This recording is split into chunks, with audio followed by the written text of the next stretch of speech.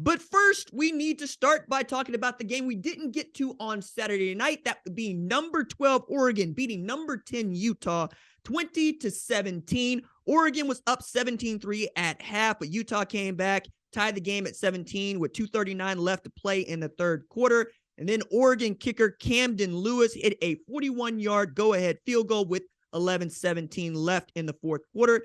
And that would be the last point scored in the game. Bo Nix played well in this game. As a matter of fact, I was really excited to see that Bo Nix just didn't turn the ball over as often as he could have. I'm watching this game. He goes 25 of 37, 287, 1 TD, and a pick. But what I saw from him was a settled Bo Nix, a dude that was going to stand back there in the pocket and take what Utah was able to give him. And when he forced it, he was made to pay for it. Like Clark Phillips came up with a pick there toward the end of the game that I felt like, Bo, you just don't make that throw. I don't know that you got the arm to make that out throw. And plus, Clark Phillips is, if not the best cornerback in the game, he's certainly one of the best quarterbacks in the game, and you just don't throw it to his side. But then Cam Rising decided to throw it back to Oregon on the ensuing possession, and now Oregon is in position to make it into the Pac-12 championship game. We'll talk a bit about that. They need to win their game against Oregon State, and they'll face a ranked Oregon State in what was once called, well, we don't call it anymore. I guess it's just an in-state game. I don't even remember what they call it because it used to be called the Civil War, and now it's called something else.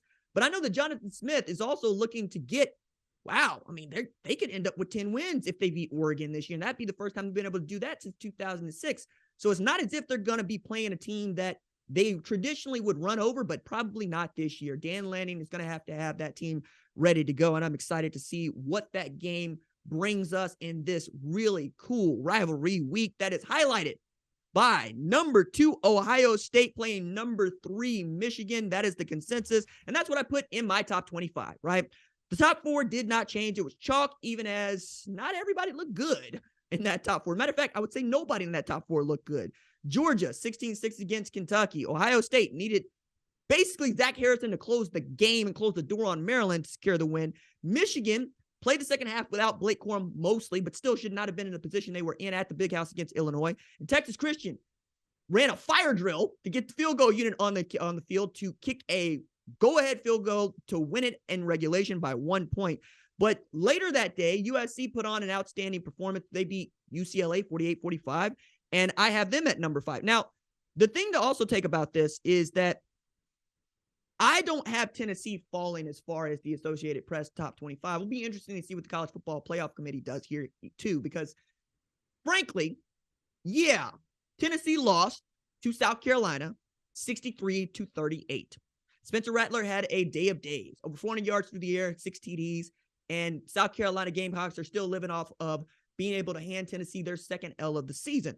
But you'll see that I have Tennessee ranked at 6 ahead of LSU, Alabama, Oregon, and Clemson.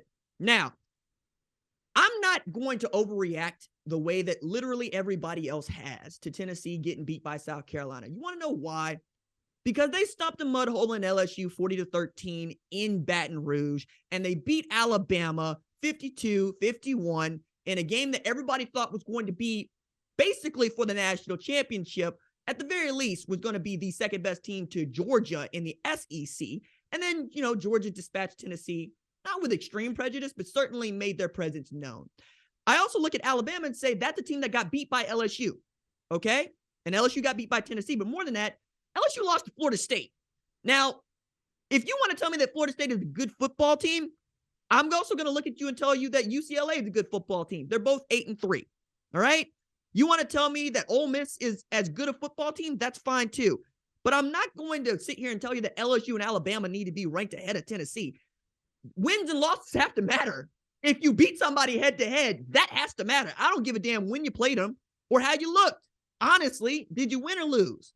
That's what we're talking about. Nobody here thinks that Texas Christian is a better football team than Tennessee, Alabama, or even maybe LSU. But they are undefeated, and they are undefeated in a Power 5 conference, and that has to count for something, and it does. Right? That's why we're talking about Texas Christian having a magic season, even as they keep playing with fire in every game they play, having to come from behind, having to do it dramatically. But those wins and losses matter. So we put them at 4, right? Same thing I did with Tennessee at 6, and I can take my fight wherever that is with anybody that wants to do that. I believe number 6 is really unassailable there. You could talk to me about Clemson, and their one-loss season, but they lost to Notre Dame. And as good as Notre Dame has looked over the past 3 weeks, Notre Dame also lost to Marshall at home. I don't forget that either, right? I really want Notre Dame to be good, especially as they get to play USC this week in a game that has college football playoff implications. I don't think that USC gets into the playoff with a loss to Notre Dame this week, even if they win the Pac-12 championship. So it's still there. We'll just have to see what kind of Notre Dame shows up. Is it the one that can run all over people like they did against Clemson with 265 yards on the ground? Or is it the one that showed up against Marshall? We'll just have to wait and see. Same thing with Clemson on that front too, because they have to absolutely run down South Carolina, who all of a sudden looks better than they did last week. And then they got to run down UNC, who lost to Georgia Tech, right? And what I'm telling you is don't be shocked if Clemson sneaks into the college football playoff once again. It just really sucks. Last thing to say about Hendon Hooker is that news on Sunday came out that, yes, he indeed tore the ACL in his left knee and his career is done. Shout out to the Tennessee Volunteers Twitter account who understands what that man means to the program and what this season that has been absolutely magical has meant for them having a great time this year. I mean, we've all been in one way or another joyous about Tennessee football, either them beating Alabama for the first time in the Nick Saban era this year, them beating 5 ranked opponents this year, their losses being to the best team in college football and the defending national champs, and a South Carolina team that is frankly not bad. That's the thing to take away about the SEC East is that it's no longer just a place you can expect to win every game you play if you're Georgia or even Florida. Think about it this way. Vanderbilt beat Florida on Saturday. Kentucky couldn't even stay on the field with Tennessee when they played. You know, it's you go up and down that. Missouri had Georgia within striking distance. Like, it's just not easy to play there anymore. And that entire league is going to get better with the addition of Oklahoma and Texas in the coming years. It's just fun. Also, the thing to point here is that this also torpedoes Hendon Hooker's opportunity to win the Heisman Trophy. And shouts to producer Tyler who put this in my brain, and I think it's a really good comp. Dennis Dixon going down against Arizona in 2007 is what this injury reminds me of for Hooker. Now, the difference is Tennessee was already losing that game, and it was insult to injury, literally, for Hendon Hooker to suffer this season-ending, career-ending injury on a team that, frankly, he was the dude that made it go. He was the guy that was accurate downfield. He was the guy that was running it fast. He was the guy that was unfazed by any of the pressure that they felt. And now you're handing the keys to perhaps the most untapped piece of talent in all of college football in Joe Milton. Michigan fans are more familiar with Joe Milton than most, and Tennessee fans who also booed Joe Milton off the field last year are pretty familiar with him. But if you've seen him and you see his tools, you know that you want it to come together for him. And a New Year's Six bowl berth is still on the table for Tennessee, and I would like to see Joe Milton finish this in a spectacular fashion. If no other reason, then that's what this team deserves, and I'm sure Hendon Hooker would want that for him as well. Notre Dame moved up to 11 for me. They were 13 in the Associated Press poll. Mostly, I kept doing some moving and shaking. Like North Carolina, Utah, they made this difficult for me, right? Like I'm going, all right, now we're into the place where I got to actually add a 7-4 team here, and it doesn't feel out of place. And I did that with Texas, and so did the Associated Press team. But Notre Dame being number 11 for me, going against a number 5 USC, that ought to be good. And the Associated Press rankings number 5 versus number 13. I assume that it'll be something similar when the playoff rankings come out. We'll all be interested in that game. Notre Dame's got to travel to the Coliseum for that. And sometimes it don't go their way when they do that. We'll just have to wait and see on that. Then again, sometimes it's 2018 and they beat a bad USC, 5-7 USC to get into the playoff and get sunned by Clemson. But, you know, just play an ACC championship game and we don't have to deal with this. One last thing about Notre Dame here.